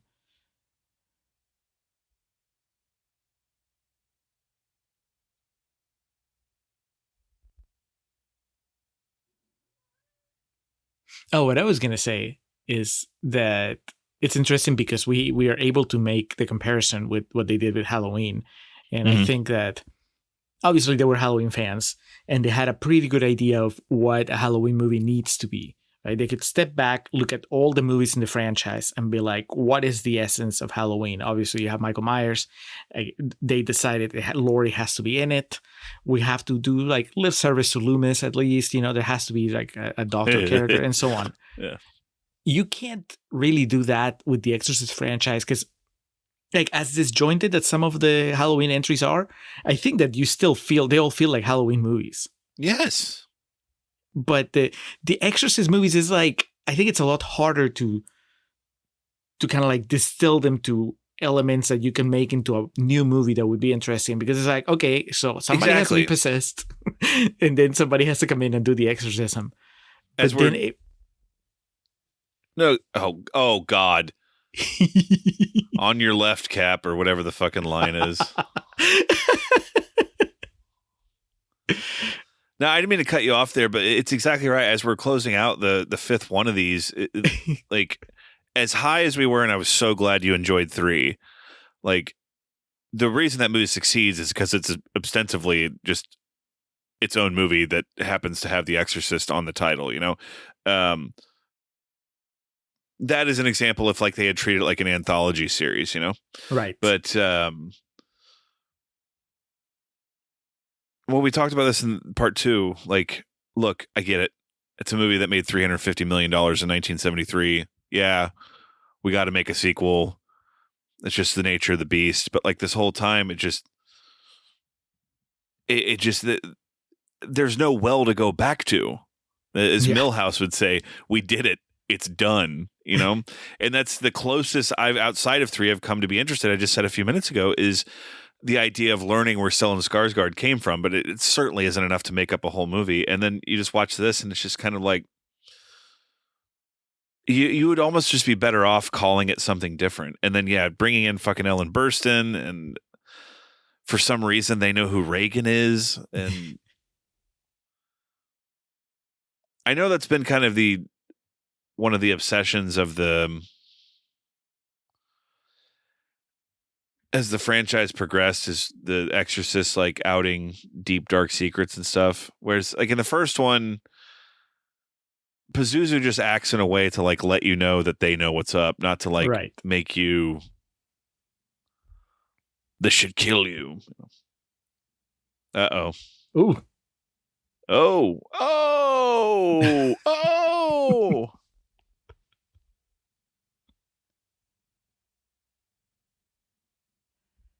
That's what he gets for coming in from outside. Should have Yeah, stayed no in his shit. car. That was pretty metal. That was kind of funny because the movie framed it like the hero was here to save the day, and then he lasted about 30 seconds. And his head is turned around backwards. I don't think he's going to make it. All right.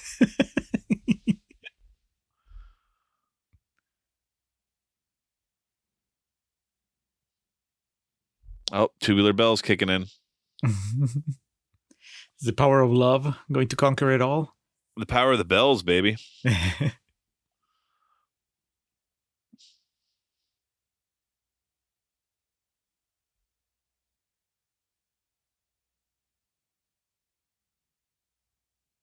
Alex, picture me sitting in a Peruvian theater watching this going on in Spanish and just thinking, when does the exorcism end?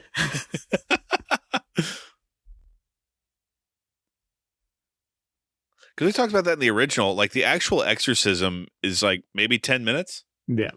Uh-oh. Oh, no.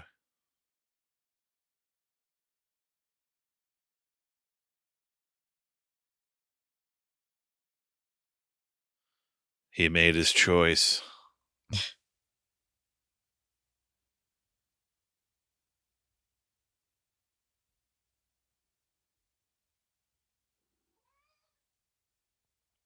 Ooh. Damn, what a headbutt. Wonder if Leslie Odom Jr. does his own stunts. He's like, I'm in theater. On stage, you don't have stunt doubles. All right. Sorry, Julio. What the fuck? They just showed a fireplace going out, and it was a computer-generated image. How hard is you and I? They could have given us $5, and we could have started a fireplace and extinguished it. Pathetic. Movie's going down a whole half star for that.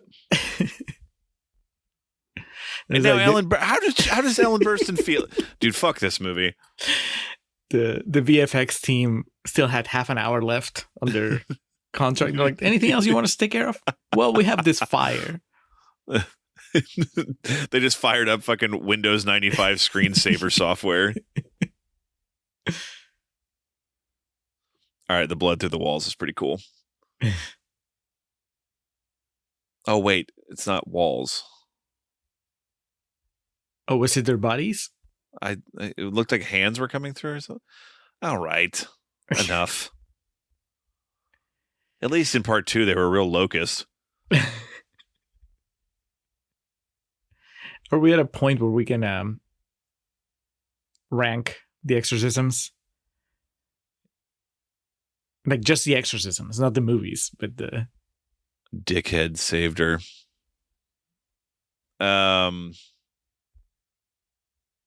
Like which one's the worst?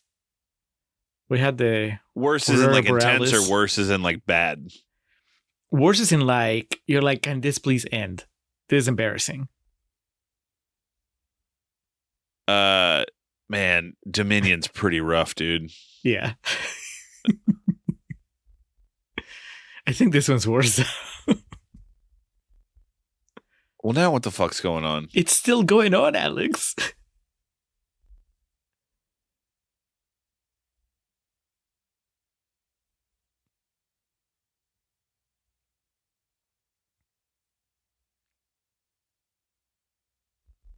Who?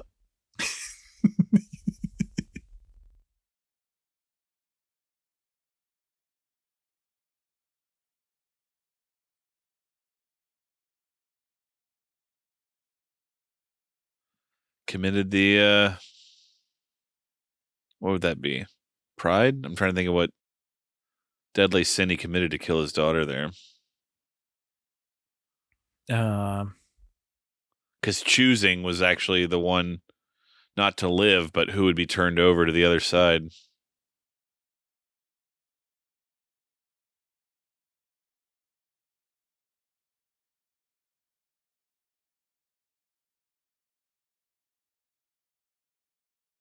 She's back. She made it. Greed. I guess, would that be greed? Would that count as that? I think that maybe you can bend the concept of greed around enough to No, but greed would have been if he wanted them both to live. Like he's so greedy, he couldn't bear sacrificing either one of them. Gluttony? Same. I want them all. No, Yeah, what would be that's like true. pride? Is it where you think that you have the right to make this choice? Yeah. Because it's not envy, wrath, maybe, but yeah. Or maybe wrath because he was angry at Yeah. God after. Oh, Jesus. Ann Dowd just breaking out the defibrillators. She's like, I'm an exorcist and a nurse. Again, there's an interesting idea to this of there's two children that have been possessed and one has to go no matter what. What is this, But- Alex? What's happening? What?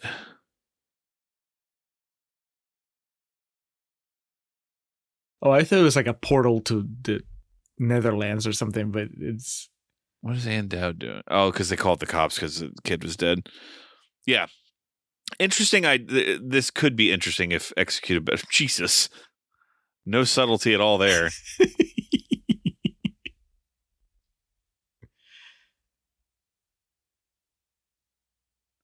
I remember that cop from Feels the like beginning a of the wasted movie. opportunity is, I guess, my thought.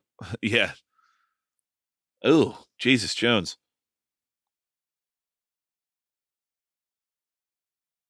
Is there any scenario where the idea of like the neighborhood comes together to become a team of exorcists like works as a drama? I don't know about that. That's rough, man, because that's really what the movie builds up to, and that's what the last It 40 is. minutes I feel like were. And unfortunately, it just comes across as really silly in this. Yep.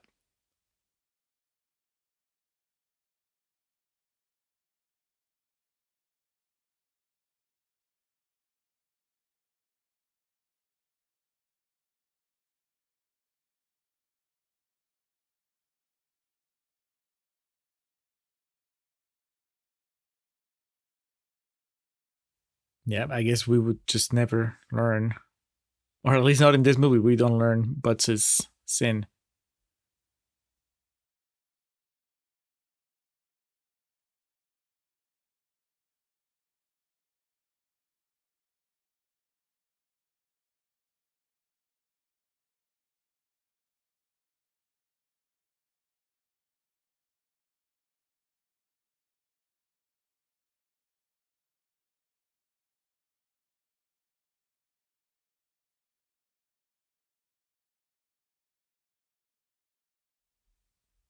All right, Ann Dowd with the Oscar speech.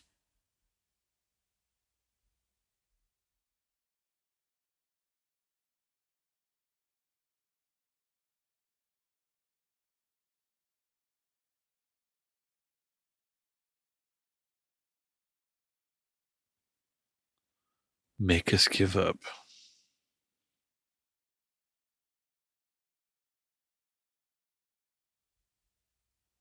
The cop's like, ma'am, we're ready to close the case. You can leave. I turned off the recorder 45 minutes ago.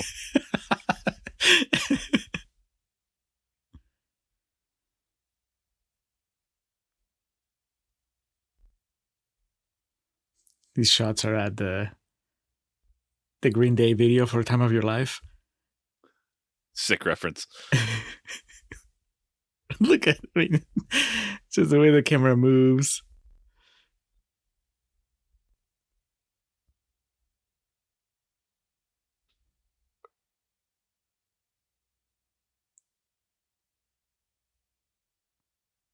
I wonder if Ann Dowd is just known in Hollywood now as that actress that exposition delivers the queen? monologues. Yes.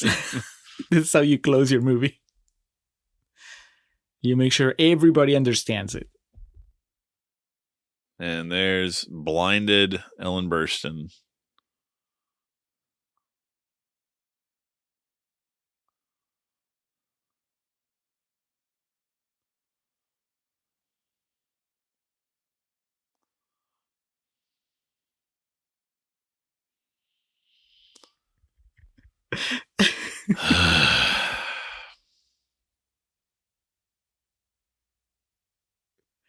Alex, Big Pop? I may have thrown something at the screen if I had seen this in the theater. Oh, fuck off. All right. That's how they get you to come back. Oh, my God. And the font and, oh, dude. Dude, fuck this movie. Love you, Kenny Powers. Love you, David Gordon Green. I will always defend your Halloween trilogy, especially Halloween Ends. But this is, I am glad that this did not go to a second and a third. Oh my God. I hope Linda Blair got fucking banked for stepping on set for 5 minutes, dude.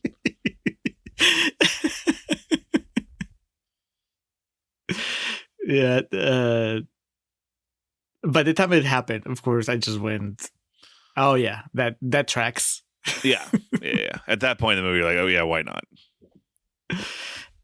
When they first got the really bad reactions from audiences and critics and whatever, the original line that the studio was peddling was that, no, we're going to keep going forward with the trilogy, but we're going to modulate. We're going to make some adjustments because obviously this is not what people wanted.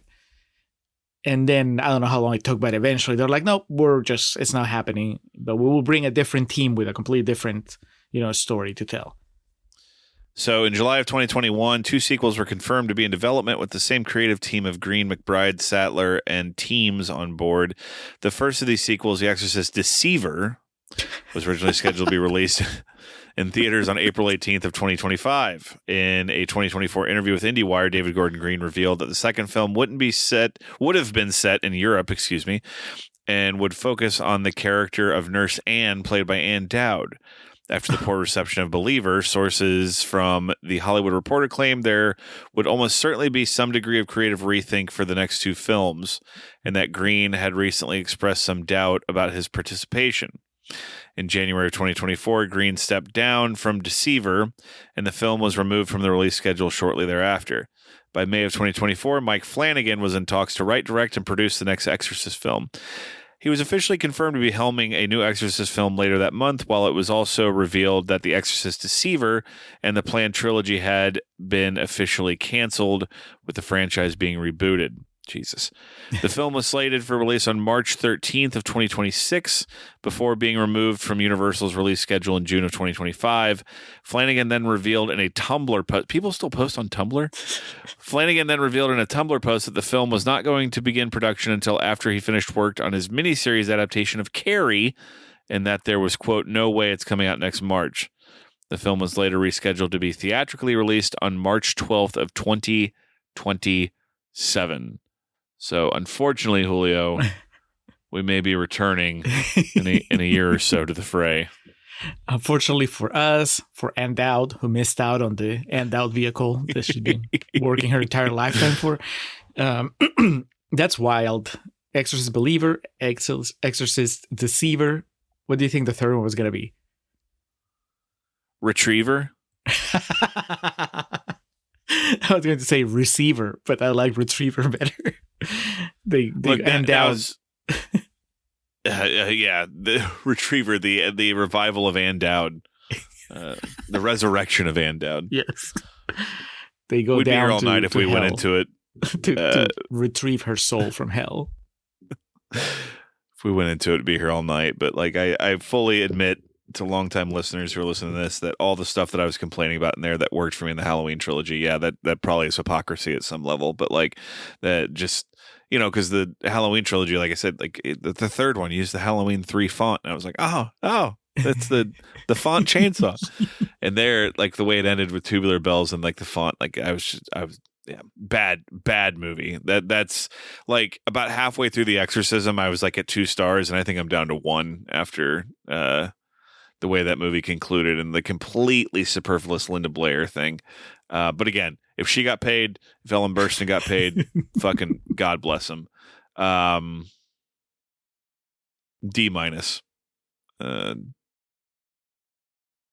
And only reason I'm not giving it an F off of first viewing is because I had a good time with you, Julio, and it flew by because we were having fun talking about it. So probably not going to revisit it just because I don't want to put myself through that again. But D-.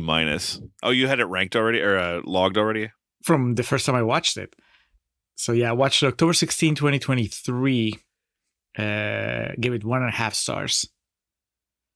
And yeah, I'm going to stick with 1.5. I think, I mean, I'm going to have to look up like the other rankings, the other ratings I gave, but Heretic, I gave it 0.5 star. Heretic? I stand by that. I think the second Yeah. one is still the worst. Yes, correct. Heretic also got a 0.5 star from me. So it's not really difficult to rank these. No. I might. Yeah, if I think. The only thing is, like, Heretic's the worst, and then I can't decide if I like this or Dominion less. I don't know. I don't think there's anything in this movie that's as good as the opening of Dominion. Fair. Very fair. So Dominion might be the 1.5 stars, and then this one's a 1 star. But then obviously, so there's those three, and then there is a distance approximate to circling the world 7 times, and then it's part 3, and then part 1. Would you rank The Exorcists in that same order? Like the first one has the top spot no matter what. Yes. But after that, I mean, I don't know. The Exorcist in the third one is almost non-existent. Happens mostly off screen. The one in the second one has the locusts, and it also has evil Linda Blair. This one goes on forever, and it has the Avengers team of exorcists. And the one in Dominion has the Aurora Borealis. Oh God, yeah. the exorcism in part 2 is the most entertaining thing about that, and it's more entertaining than the exorcism in this one. Yes. So I probably would go counting from worst to best. This, Dominion, 2, 3, 1.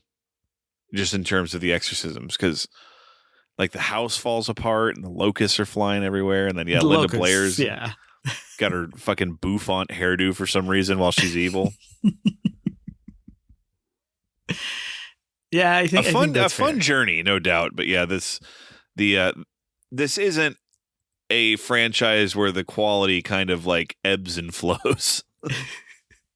There's like some massive spikes, but for the most part, it's just it's everything that you fear when you hear that there's a sequel to a movie that you like.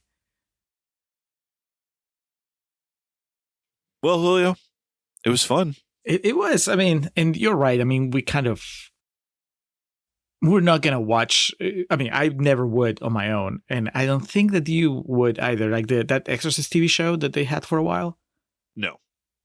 Because, and that's because of you just don't think that this type of story belongs in a TV show. Like, I don't need Exorcist sequels. I just don't need an Exorcist TV show either.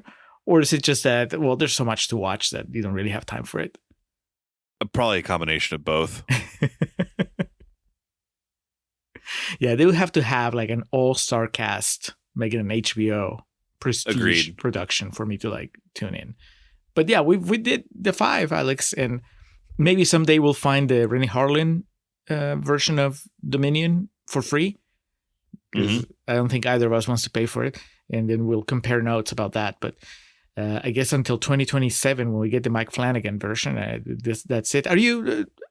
I don't remember how you feel about Mike Flanagan. If you're even too familiar with his work. I guess the name's familiar to me, but is there anything that I should know off the top of my head?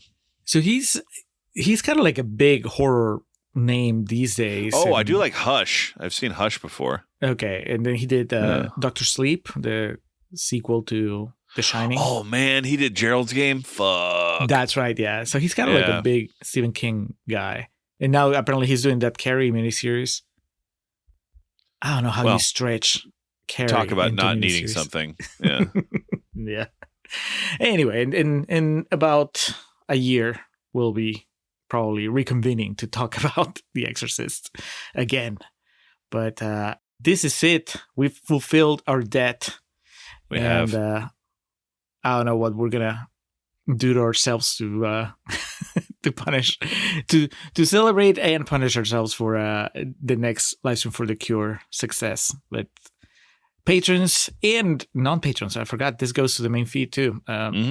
Listeners, hopefully you guys enjoyed, whether you were watching along or just listening to us ramble. Let us know what your ranking is for the movies and for the exorcisms. But I think that's it, Alex. I'm exorcisted out. Agreed. It's going to be a while before I need to revisit any of these. All right. Well, thank you for listening, and we'll talk to you again soon. Take care, y'all. That summer of